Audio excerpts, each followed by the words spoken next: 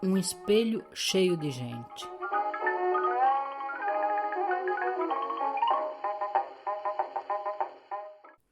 Uma foto, uma frase, às vezes um cheiro, e de repente o furacão explode e me atira violento no fundo da minha memória. Longe, longe, cada vez mais longe. É inútil resistir. O furacão abre todas as portas que eu tinha certeza de ter fechado para sempre. Ele abre todas elas, impiedoso e cruel. Escancara todas elas e, deste amontoado confuso de lembranças, se desprendem pedaços de vida. Alguns pontudos como lascas, rasgam a pele. Outros suaves como flores de algodão me acariciam. Por um momento, um só. E depois desaparecem, para deixar o lugar a um espelho antigo. Terror da minha infância. Era um espelho de chão imenso e basculante que ocupava o canto mais remoto da sala, porque bastava um sopro de vento de uma janela aberta ou alguém que o tocasse de leve, passando muito perto, e ele então curvava-se ameaçador. A voz alarmada da minha avó ainda ressoa em mim. Não se aproxime muito, não toque nele, ele é muito perigoso. Eu nem de longe pensava em chegar perto dele. Aquele espelho me apavorava, mas não por causa do perigo real da queda, mas porque eu não conseguia entender onde se escondiam as pessoas que ele refletia e que agora ele parecia querer devolver à minha memória. Quantas personagens!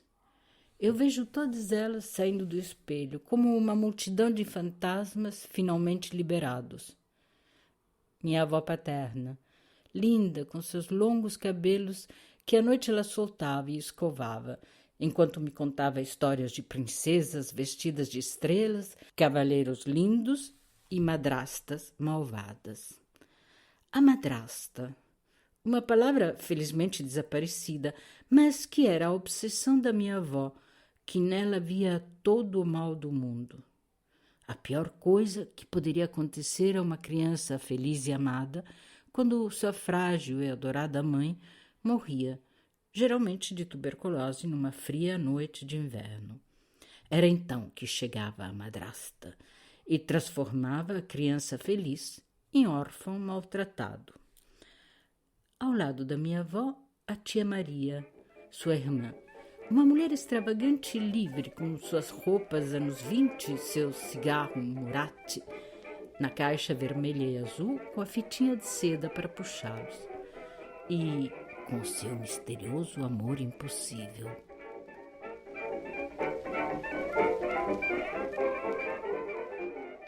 Em seguida, o tio Gustavo, seu irmão, sempre impecável e perfumado, com o borsalino cinza e o lenço branquíssimo no bolsinho do casaco. E a senhorita Jacinta, uma mulherzinha pequena, redondinha, muito branca e macia, que nas tardes de verão vinha nos visitar. Naquelas tardes, aproveitando a ausência dos homens da casa, as três mulheres ficavam muito à vontade, deitadas na cama enorme, fofocando, rindo, despreocupadas e maliciosas como as meninas que tinham sido. Eu amava a leveza e a liberdade daquela casa e daquela minha avó. Me fazia sentir segura, especial e, sendo a única neta, também muito amada. Na casa da outra avó, o ambiente era completamente diferente e eu o detestava profundamente e me desesperava toda vez que eu era obrigada a ficar lá, onde tudo era arrumado, certinho, piedoso. Lá eu era apenas uma das 7 ou 8 netas e ninguém me fazia sentir única e especial. Naquela casa também apareciam umas tias, mas elas não eram absolutamente nem bonitas nem divertidas. Tia Elvira, por exemplo, tinha pelos hirsutos e não se podia escapar de seus beijos pungentes. A tia Helena, ela também tinha alguns pelos a mais, mas era, sobretudo, o seu eterno cheiro de naftalina e seus afetuosos beliscões nas bochechas que nós crianças temíamos e nos escondíamos dela, inutilmente, porém, porque sempre havia um adulto que dizia: "Vamos lá, meninas, venham cumprimentar a tia Helena." Estas tias, porém, não vinham para fofocas ou para fumar. Elas vinham rezar o terço. Todas elas ao redor da lareira no inverno ou no terraço no verão. E enquanto rezavam, elas tricotavam ou bordavam, porque ai da mulher que não tem suas mãos ocupadas, é o que o padre sempre repetia na igreja. Mas a pior coisa, em absoluto, era a mudança de estação.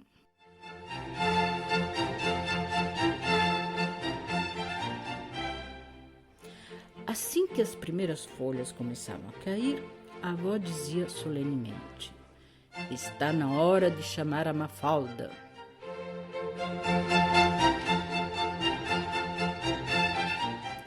A Mafalda era uma prima dela que morava numa pequena cidade do interior e era costureira. Com a mudança de estação, ela chegava, montava sua alfaiataria num dos quartos da grande casa da avó e, por quase um mês inteiro, às ladainhas do rosário acrescentava-se o tic-tac da velha máquina de costura da Mafalda. Ela costurava, reformava, apertava, alongava as roupas de todas as mulheres da família, muitíssimas. Quando a avó anunciava a chegada iminente da Mafalda, nós, meninas, começávamos a rezar fervorosamente, pedindo uma doença muito contagiosa, ou que a casa da vovó ficasse inundada, ou que o ônibus da Mafalda tivesse uma avaria irreparável, enfim, qualquer coisa que nos poupasse daquele mês infernal. Sim, porque a chegada da Mafalda para nós meninas significava tardes inteiras em casa, tirando medidas, provando roupas presas com alfinetes que inevitavelmente nos picavam. E nós tínhamos certeza que ela, a Mafalda, fazia de propósito. Mas não era só isso. Tinha uma coisa ainda pior. A Mafalda começava a enxergar mal e não conseguia mais enfiar a agulha na primeira tentativa. Então, depois de lamber bem a linha, ela pedia a uma de nós meninas para enfiar a agulha e acrescentava com dureza no seu sotaque caipira que pelo menos vocês aprendem alguma coisa. Nós olhávamos umas para as outras e era bem claro que teríamos gostado muito de espetar aquela agulha na sua grande, mas pontual chegava a avó e o olhar dela não deixava dúvidas sobre o que devíamos fazer. Eu não sei como era a infância das crianças das cidades grandes, mas na província nós certamente não tínhamos vida fácil. Minha sorte foi que meus pais eram muito mais modernos do que a média e, sobretudo, a nossa ida para o Brasil. Mas na época eu não sabia ainda e, principalmente, não entendia o quanto minha vida teria melhorado.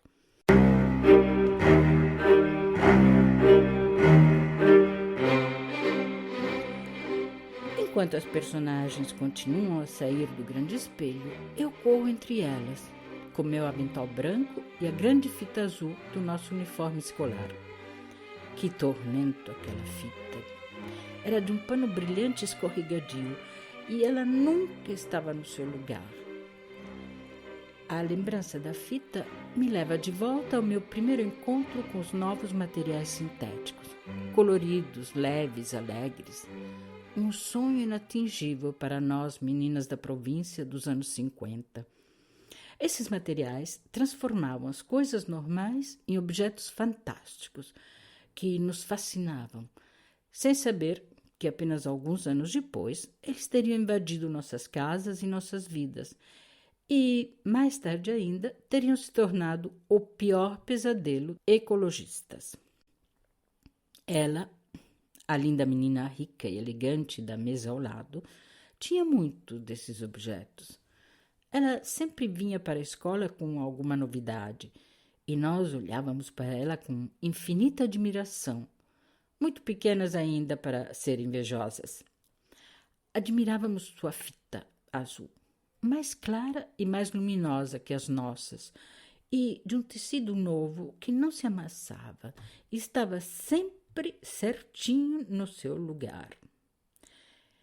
E a lancheirinha, de um lindo plástico cor-de-rosa, muito leve, sempre lisa e limpa. As nossas eram de vime, marronzinhas, mais pesadas que a dela, e com uma alça de couro áspera. Mas a coisa mais incrível de todas era a sua caneta em forma de pena, toda de plástico azul. Claro que ela não tinha permissão para usá-la, porque, de acordo com os princípios rígidos da didática da época, aquelas canetas estragavam a caligrafia. Mas, durante o recreio, ela puxava sua caneta e nós, todas à sua volta, para ver aquela coisa milagrosa que tinha uma ponta redonda em vez do bico e escrevia sem ter que molhar na tinta. Acho que nunca mais na minha vida desejei tanto um objeto. Nossas canetas eram de madeira e tinham um pequeno furo com os dentinhos, onde devíamos prender o bico e depois molhá-lo no tinteiro. O tinteiro era uma espécie de copinho inserido num buraco da mesa. E, quando estava vazio, a professora chamava a auxiliar, que vinha com seu frasco e enchia o tinteiro. Escrever com essas coisas não era nada fácil, porque, pressionando demais, a ponta do bico abria. E lá vinha a mancha. Uma desgraça, um ultraje, quase uma mancha moral. Outro momento crítico era quando, com uma folha de papel mata-borrão, tínhamos que secar a tarefa. E, se o gesto não era firme e exato, acontecia um desastre e tínhamos que escrever tudo de novo. E não podíamos simplesmente rasgar a folha e pronto, porque, para rasgar uma folha do caderno, precisávamos sempre pedir licença à professora, que, do alto da sua mesa, nos fazia sentir como criminais da pior espécie. E, felizmente, na década de 50, as punições físicas já haviam sido eliminadas. Sobravam ainda as punições humilhantes, que não eram muito menos dolorosas. Lembro com horror as orelhas de burro.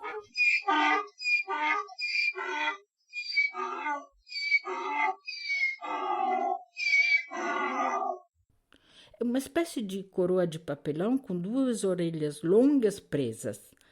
Se você não sabia a lição, a professora colocava aquilo na sua cabeça e levava você nas outras classes.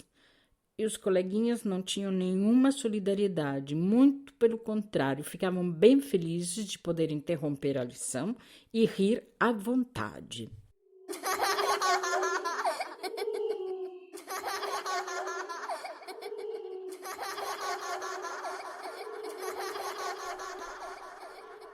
As personagens continuam desfilando numerosas. Eu gostaria de falar com cada uma delas, perguntar sobre mim, sobre as coisas esquecidas. Alguns deles eu gostaria de abraçá-los mais uma vez. Mas está na hora de fechar a porta do meu estranho sotão. O faço silenciosamente, para não perturbar todas aquelas personagens que lentamente voltam dentro do espelho. Eu olho à minha volta. O sol brilha, as árvores estão cheias de flores e os pássaros cantam. E vejo o meu neto, que está tendo aulas em Zoom. Ele tem lindas canetas coloridas que permitem apagar os erros como se fossem lápis. E uma professora em vídeo que não bate a varinha na mesa para fazer silêncio, mas pede gentilmente para desligar os microfones. Olho para ele com infinita ternura e fico feliz que entre a minha infância e a dele tenham passado séculos. Amarcord, um podcast ítalo-brasileiro de Orietta Borja. Sound designer Vânia Gambino. Agradeço aos que estiveram aqui hoje e mais ainda aos que voltarão. Domingo tem mais um. Conto com vocês. E se quiserem deixar um comentário, amarcordpodcast@gmail.com ou amarcord_podcast para Instagram e Facebook. Obrigada!